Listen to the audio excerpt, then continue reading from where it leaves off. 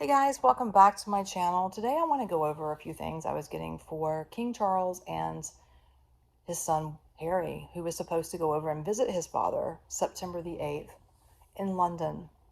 It'll be the first time in a long time that he's seen his dad, and I do believe that this meeting is going to happen. So I did pick up a few things and some timelines for the royal family, but let me share with you what really came in strongly for this channeling session. They kept taking me to a cracked teacup, and the teacup had been mended with gold. Okay, so it had been fixed, repaired. It was like a seamless hairline, it was fixed, which is the Japanese art of repairing pottery. Usually they use gold. But symbolically, that was telling me that the relationship can never go back to being seamless. Okay, but the cracks themselves may hold new meaning or show resilience, is what I was getting off of that. And healing is possible, but only through acceptance of what's been broken. So you have to be able to accept that the teacup is not perfect anymore. It's lost value, but you can still maybe drink out of it without it leaking, perhaps because it's been fixed, but it loses value overall. It's the reputation of the cup is destroyed. So that's kind of what I was getting here. But I'm seeing this meeting as something that has to happen for King Charles more than Harry. It is part of his destiny. It's a karmic cycle. He has to end it because he knows his time is coming near. So he is going to be making amends with a lot of people behind closed doors, even spiritually. I was getting something with Princess Diana. So his time is coming, and he knows that. And he wants to have a smooth transition, as the Queen did. And I think he's working on it right now. He knows he has a short time to do it. I feel like 2025 and part of 2026 is going to be just focusing on that, actually. So when I jumped timelines, I wanted to look at King Charles in 2026. And what I was feeling off of his energy is fragility, increase.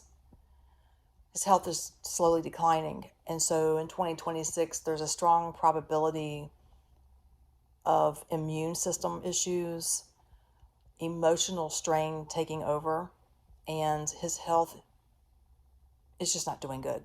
But it's stable, right? So it's serious but stable. And when I went into 2027, it was a major turning point for his health. Real physical decline, hospitalizations, and things like that. And I was shocked because looking at this without going into a channeling, I would have thought that something could have happened to King Charles sooner. But it looks like he is going to try to hold on in 2026 as the king. All right. By the mid part of 2027, I do see Prince William stepping into his father's duties, like almost full time, completely. And by the end of 2027, or actually more into 2028, I feel safe to say 2028. Again, it's not factual, it's alleged, and it's only what I'm being shown. Doesn't mean I'm correct. But I do see a coronation and a funeral session that year. And King William will be king, actually. And I see a rise in power for him. And then again, there's a passing in 2028 as well.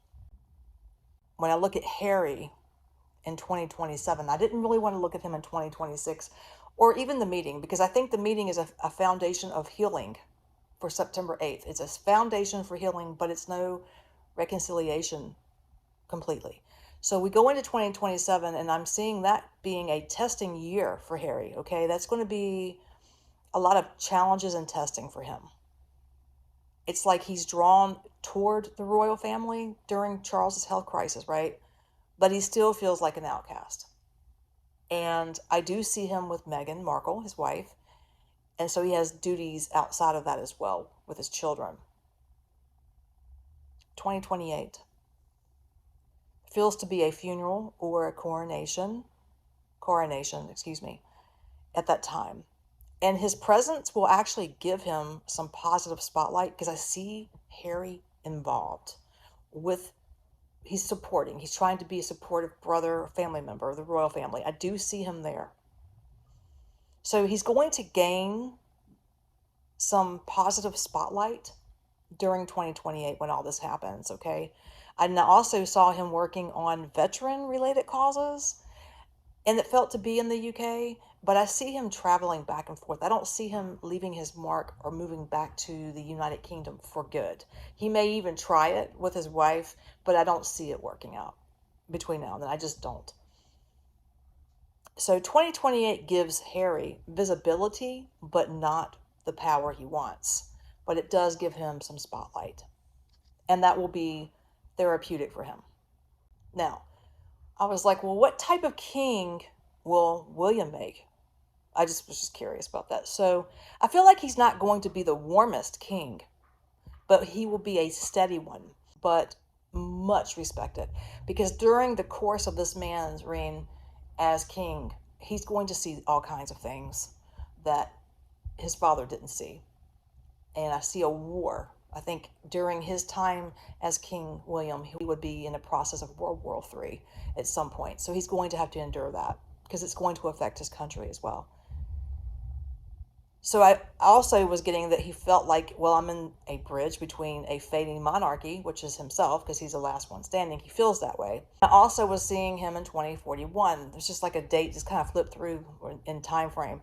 Once King Charles passes the crown to William, I see him in power between 20 to 25 years, unless the timeline changes, and it could. I see him in power between 20, 25 years, and actually even longer if possible. If he can hold on to power, absolutely. He's going to be in there for some time. And he's going to see a lot of things, a lot of world events affecting his country and him and his people. And I also did see his wife, Princess Kate.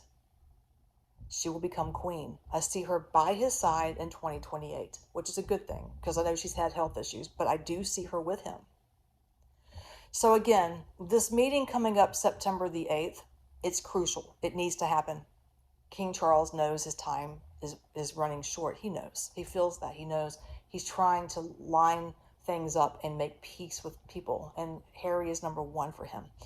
And I do think it is going to be an open door for peace, not necessarily forgiveness or healing. Well, actually, I could say healing and peace, but it's just the start of it. Okay, it's just the very beginning, but you have to start somewhere. King Charles knows that, and that's what he's doing. That's what he's doing. He's doing it cautiously and precisely, but that's going to be up to William himself. His father can't make him do that. So, and again, Harry will always be part of the family through the bloodline, but I don't see him settling his roots back there again. Maybe he's back and forth, but California or maybe another state on the West Coast will be where Harry will most likely be in 2028, 2029, most likely. But he may try to live there. He may actually try to go back and see if he wants to go back into the royal duties, but I don't think it's going to work out for him like that. So yeah, that's what I have for the royal family and King Charles and Harry and William, and I pray for everyone and I wish for the best outcome. And thank you guys for listening.